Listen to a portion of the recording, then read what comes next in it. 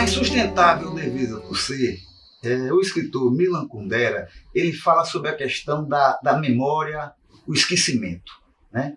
E é interessante que sempre você tem um enfoque em relação a determinadas lutas. Quer dizer, Milan Kundera fala, digamos, de um momento em que você apenas verbalizar que você era contra já era uma forma revolucionária. Eu acho que hoje a gente está num novo momento, né? Eu acho que tem que descortinar essa névoa, né?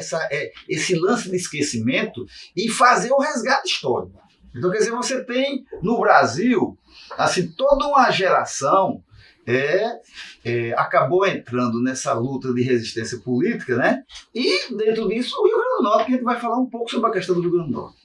Se você falar, digamos, de um nome, vou dar um nome que pouca gente no estado conhece, muita gente que até que pensa que conhece história.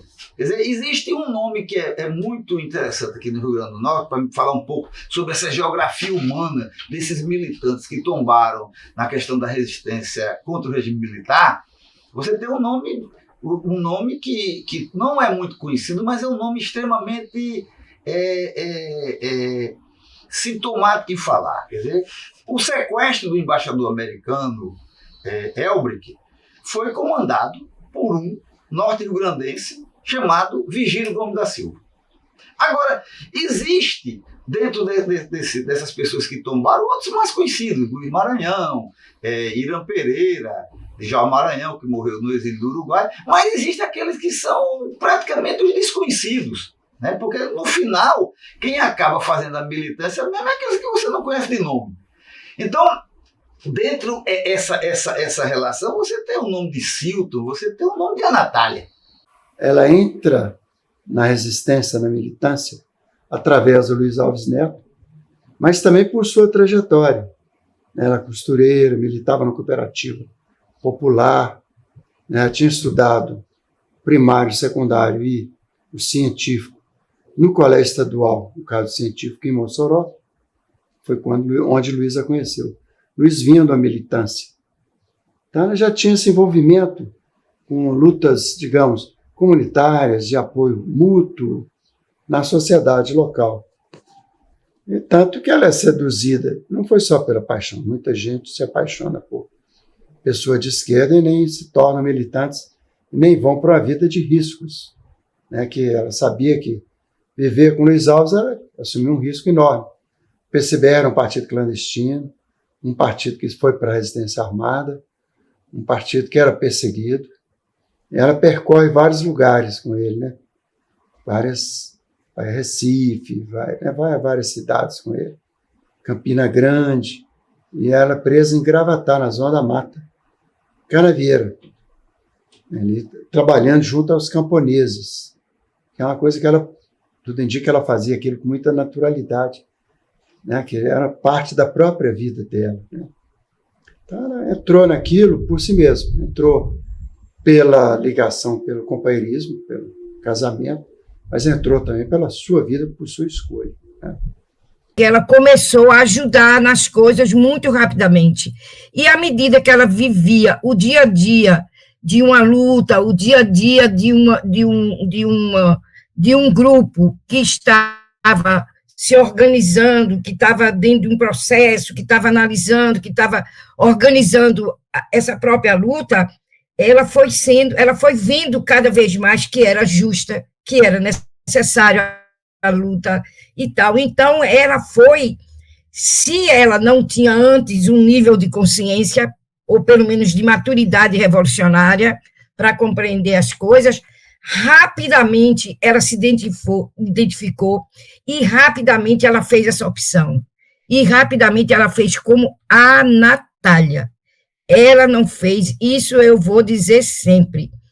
Por mais que isso seja ótimo, maravilhoso, às vezes os caminhos são os mais inesperados, mas no caso dela, ela assumiu. E logo depois de alguns meses, eu fui para outra frente de trabalho e não soube mais notícia. Quando eu soube notícia de a Natália, soube que ela estava como militante, que ela estava na luta já, né? Já tinha saído do Recife, já tinha ido para outras cidades, já tinha ido ela tinha grande iniciativa, ela resolvia as coisas, ela assumia, ficava sozinha, cumpria tarefas e tal, tinha uma consciência muito firme, muito forte.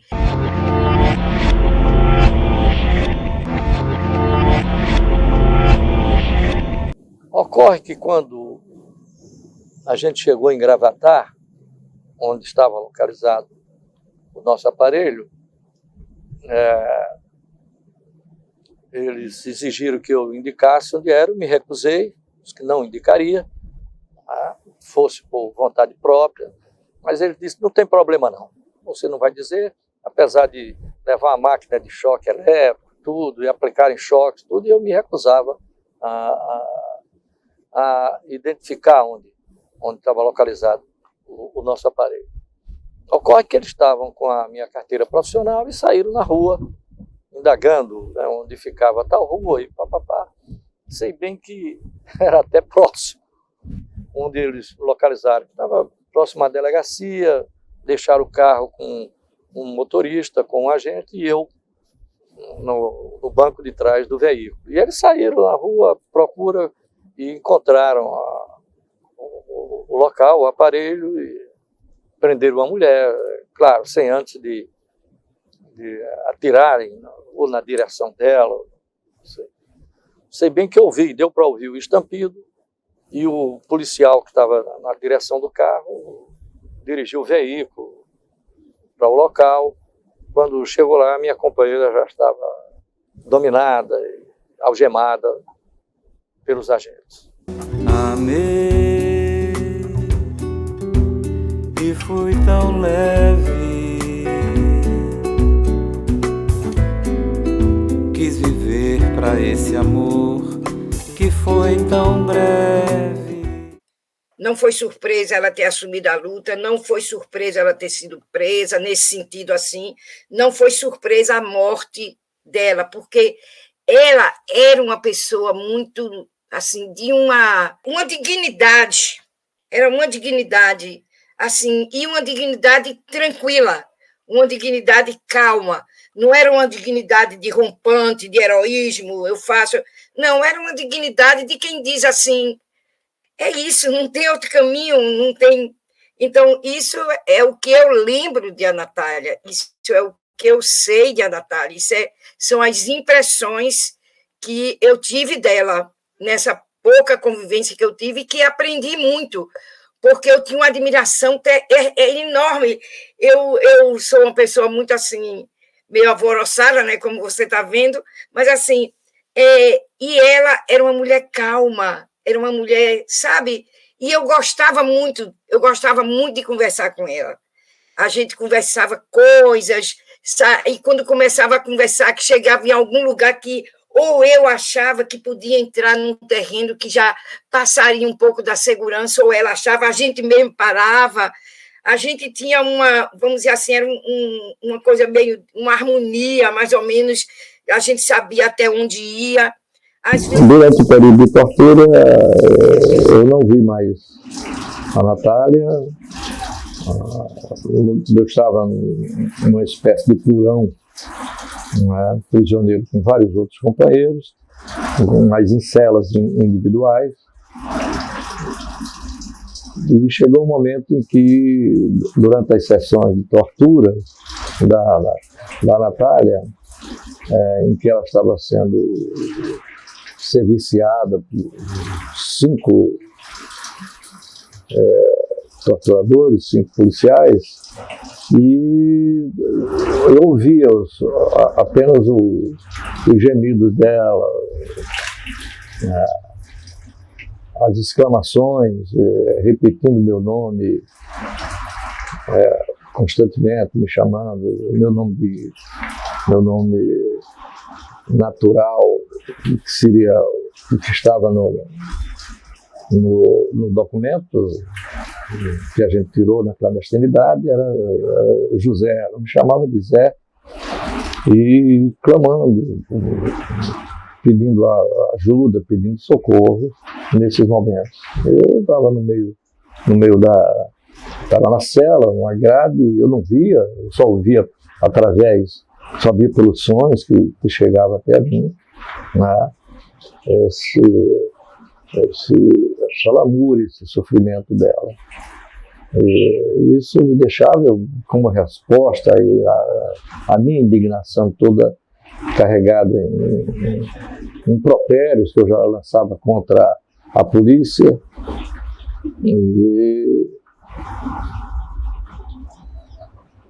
E chamava de canalhas, bandidos, covardes, eram as expressões de indignação que eu mais usava. Ali foi um lugar também que, pouco antes, teve uma das mortes mais bárbaras. Foi do Odígios José Carvalho. Uma morte pavorosa, naquele mesmo lugar. Aquele local tinha tradição de torturas bárbaras. Muita gente passou por ali, morreu por ali, né? Então não dá para pensar que ele era um local tranquilo, que a pessoa pode levar sua bolsa. E detalhes também, né? Dentro da bolsa estaria um documento de identidade. Isso é uma coisa inacreditável na repressão, naquele período. Qualquer prisão hoje, ninguém fica com sua identidade. As pessoas, mesmo quem pode ter certos equipamentos na sua cela, jamais terá sua identidade, porque vai facilitar uma fuga, né? A identidade é guardada entre os pertences da pessoa, que é devolvida no dia que ela sai da prisão. Tem vários objetos são devolvidos naquele dia. Ninguém leva para a sua cela. Ela teria que ter material para provocar o fogo, documento de identidade, uma bolsa com a alça, que permitiria o suicídio. E mais, um suicídio a partir de um registro que é abaixo do tamanho dela. Ela teria que, para suicidar, teria que ter feito um esforço enorme, que também é absolutamente inverossímil. O instinto de sobrevivência não deixa a pessoa fazer isso. Ela teria que ter se abaixado e forçando até a asfixia. Sem um gemido, sem um grito, e teria que ter se queimado sem exalar odor nenhum, que o policial que está do lado de fora, nem fumaça, teria se queimado sem dar um único e simples gemido. Para a queimadura, ela tinha uma queimadura de primeiro e segundo grau. Como que? Então, minha convicção é de que ela foi morta, não sei que circunstâncias, e eles montaram essas versões oficiais ignóbeis. Tudo fiz pra ser feliz, agora eu choro tanto. A história de Ana Natália eu conheci através da doutora Messi Albuquerque. A doutora Messi Albuquerque foi a advogada que teve coragem, naquele tempo da ditadura, de defender todos os presos políticos do Nordeste. Foram mais de 1.000 presos políticos. Foi através dela que eu conheci a história de Ana Natália. Fui barbaramente torturada, estuprada e morta no DOPS do Recife.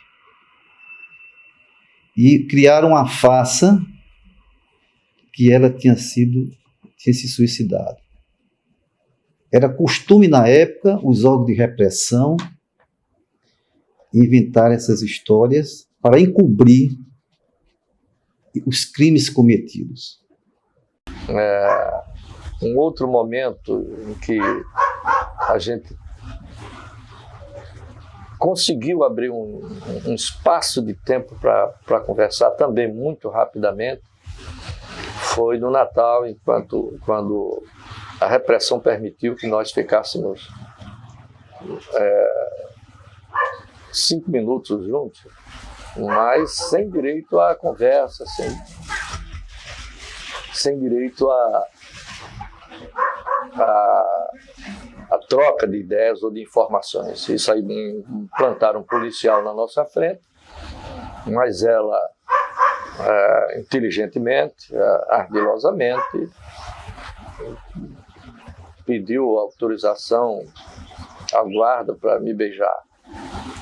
E o guarda autorizou, admitiu, e quando ela me deu um beijo, informou que não tinha aberto o nome de ninguém. não abrir o nome de ninguém. Foi o que ela me disse.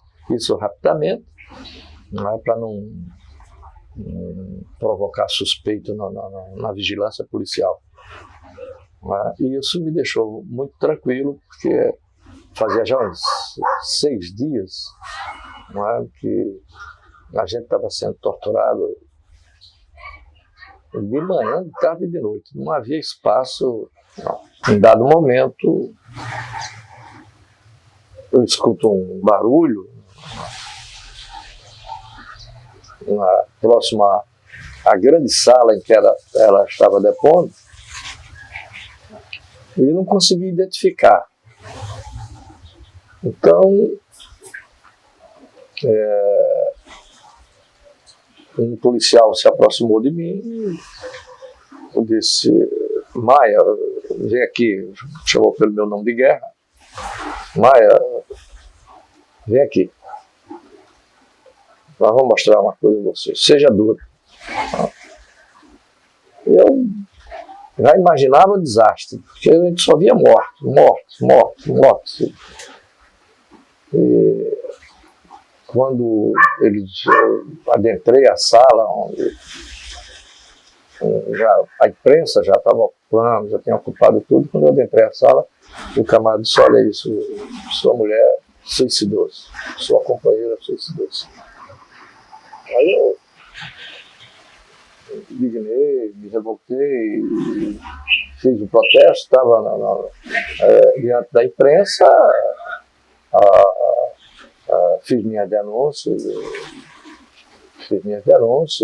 que ela teria sido morta. Eu não acreditava que há pouco tempo ela estava com vida, e não dava para acreditar que ela tivesse se suicidado. Era uma mulher, uma combatente muito resistente, muito dura, muito digna, cobrava tarefas, cobrava inclusive de mim tarefas. Né? Eu não poderia acreditar numa morte resultante de suicídio, de uma combatente do nível e da qualidade de Ana Thalia. Não acreditei nisso.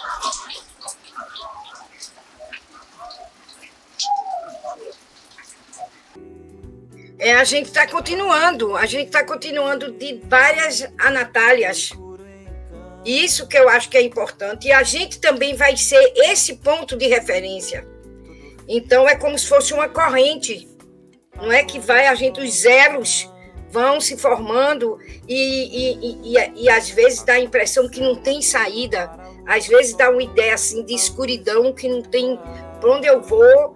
Aí você vai vendo depois.